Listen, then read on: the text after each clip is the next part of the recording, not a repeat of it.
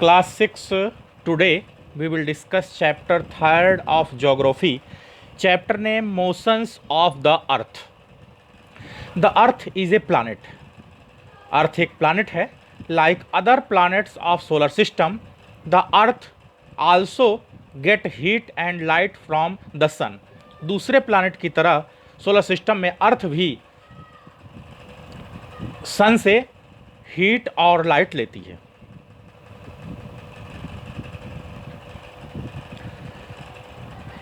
all the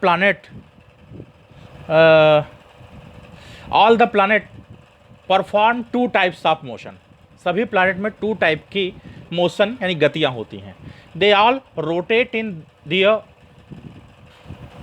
access and revolve around the sun on a fixed elliptical path called orbit. सभी planet अपने axis पर घूमते हैं और साथ में सन के चारों तरफ चक्कर लगाते हैं. जिस पाथ पर वो चक्कर लगाते हैं उसको ऑर्बिट कहा जाता है. These two movements, rotation and revolution, influence the earth in many ways. ये दो प्रकार के मूवमेंट होते हैं. एक तो रोटेशन, अपने अक्ष पर चक्कर लगाना रोटेशन कहलाता है, और सूर्य के चारों ओर चक्कर लगाना रिवोल्यूशन कहलाता है. Let us study about the motion of earth. आइए बात करते हैं अर्थ की इस रोटेशन पर. First heading rotation.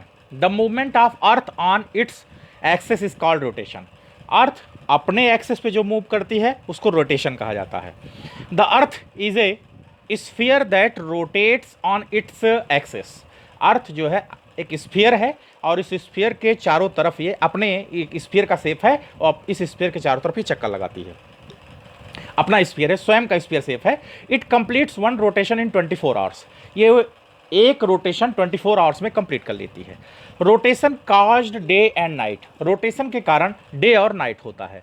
The axis is an imaginary line tilted in a fixed direction making an angle of 66 degree half to its orbital planes and 23 degree half to its vertical.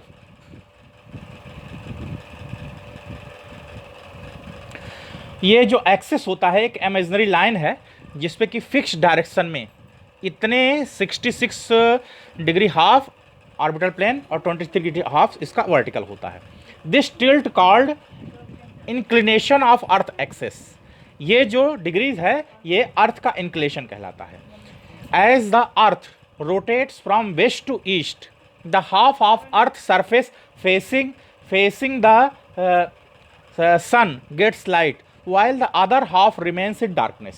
जब अर्थ waste से east की ओर rotate करती है तो इसका half जो होता है as the earth rotates from west to east the half of earth surface facing sun gets light while the other remains in darkness.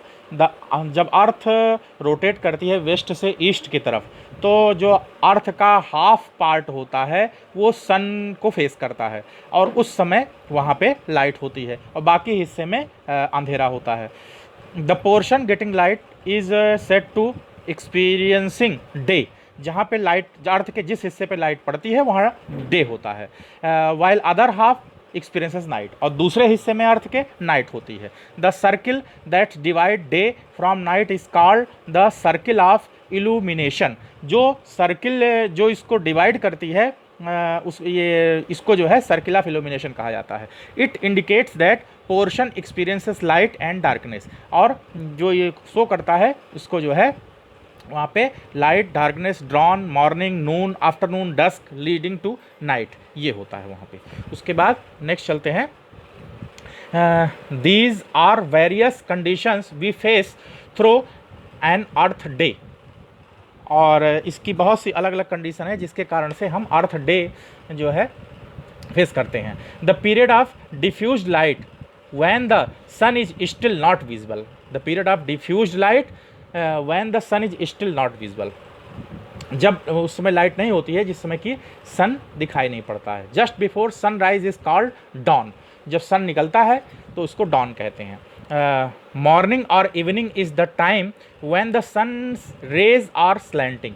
Morning और इवनिंग का जो टाइम होता है, इस समय सन की रेज जो होती है स्लैंटिंग पड़ती है, तिरछी पड़ती है। This is followed by noon, और इसको जो है नून के रूप में होता है। When the sun is directly overhead, as sun moves away we experience afternoon. जब सन दूर होता है तो हम जो है आफ्टरनून का एक्सपीरियंस करते हैं। Followed by evening and sunset. Again there is a period of diffuse light before it gets dark and this is called dusk. Again there is a period of diffuse light, एक समय ऐसा आता है जब light diffuse हो जाती है, नहीं दिखाई पड़ती है। Before its gets dark, this is called dusk, इसको हम डस्क कहते हैं। Places near the equator have almost equal days and nights throughout the year and also experience longer periods of dawn and dusk. Equator के नज़दीक जो होता है day और नाइट जो होती है पूरे साल इक्वल होती है, तो यहाँ पे जो है लॉन्ग पीरियड का डॉन और डस्क होता है।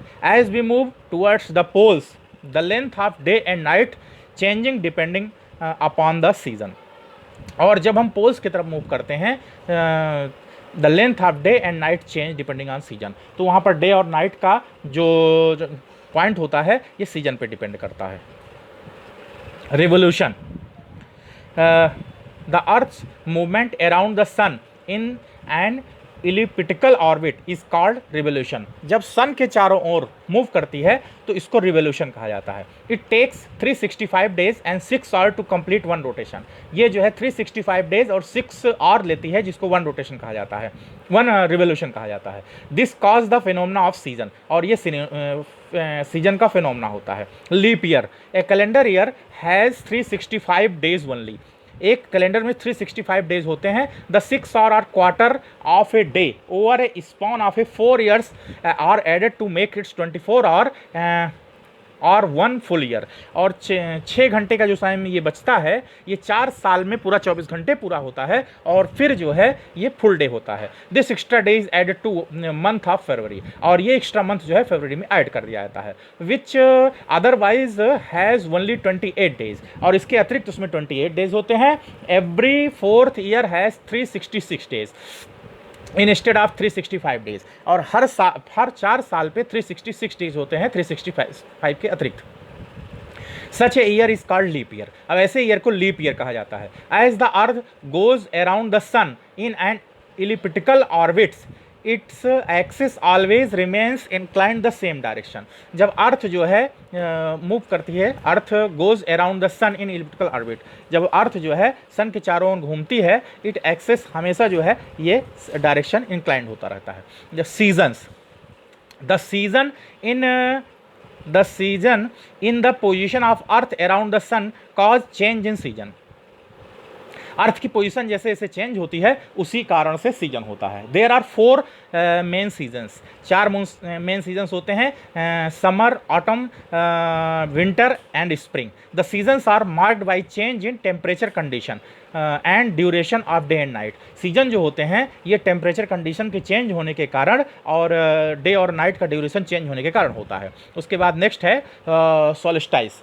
On 21 June, the northern hemisphere is titled toward the sun, and the sun rays fall directly on the Tropic of Cancer. 21 जून को नॉर्थर्न हेमिस्फीयर की तरफ सन की डायरेक्ट रेस पड़ती है ट्रॉपिक ऑफ कैंसर पर। Region, lying the near the tropics receive more heats as the compare to area near the poles. और इस समय जो है ट्रॉपिक्स का रीजन जो होता है वो ज़्यादा हीट यहाँ पे मिलती है, और पोल्स के रीजन पे कम हीट मिलती है मैदानी इलाके में। वेयर रेज आर स्लैंटिंग, और यहाँ पे रेज जो है स्लैंटिंग होती है, स्लैंटिंग यानी तिरछी पड़ती है। The north pole is inclined towards the sun and places between the north pole and arctic circle experience continuous daylight for a period of 6 months. North pole is inclined toward the sun, और north pole इस वक्त सन की तरफ होता है, और जो north pole पे इस समय पे डे नाइट 6 मंथ में होते हैं।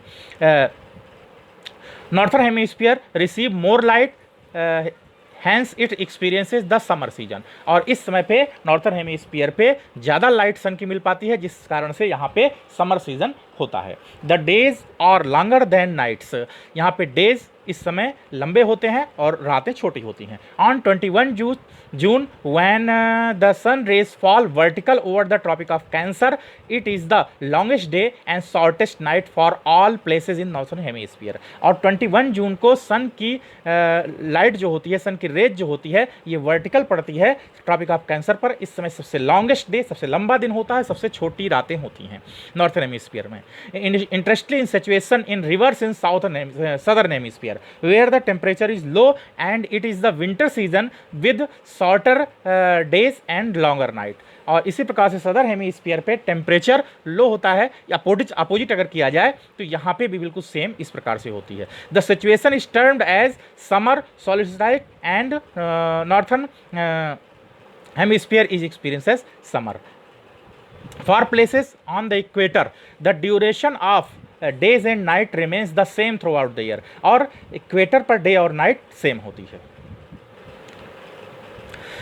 On 22 December, the southern hemisphere is titled toward the sun and sun rays fall vertically on Tropic of Capricorn।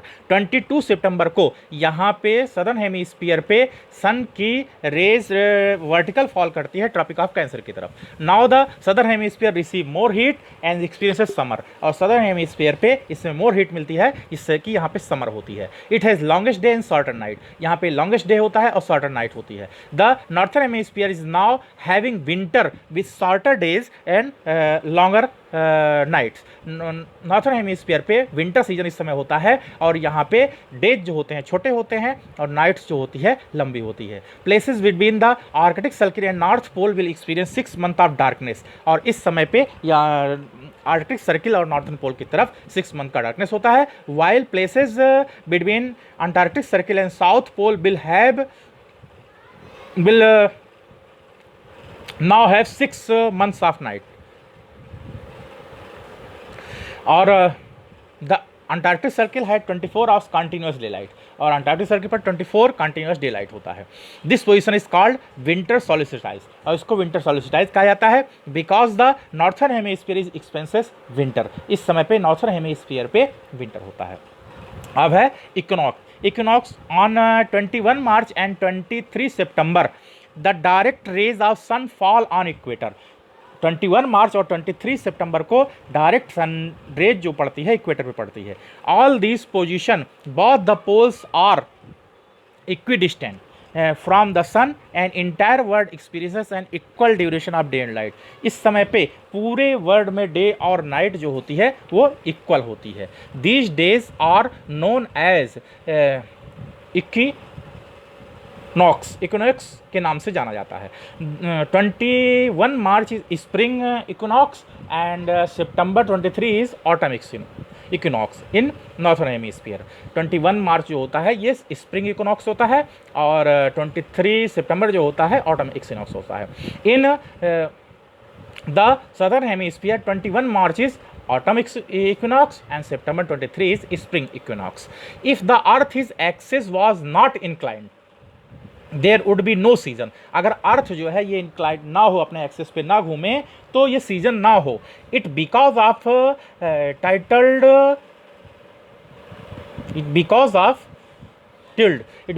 Tilde axis that the two poles are tilted toward the sun. और ये इसके कारण ये होता है कि टू पोल्स की तरफ ये इस प्रकार से सनरेज पड़ती है, जिसके कारण से होता है। तो चैप्टर आपका फिनिश हुआ। जो कोई क्वेश्चन अगर प्रॉब्लम होगी, कोई प्रॉब्लम नहीं समझ में आती है, तो आप कमेंट बॉक्स में कमेंट करके पूछ सकते हैं। और चैनल को सब्सक्राइब करना मत भूलिएगा। थैंक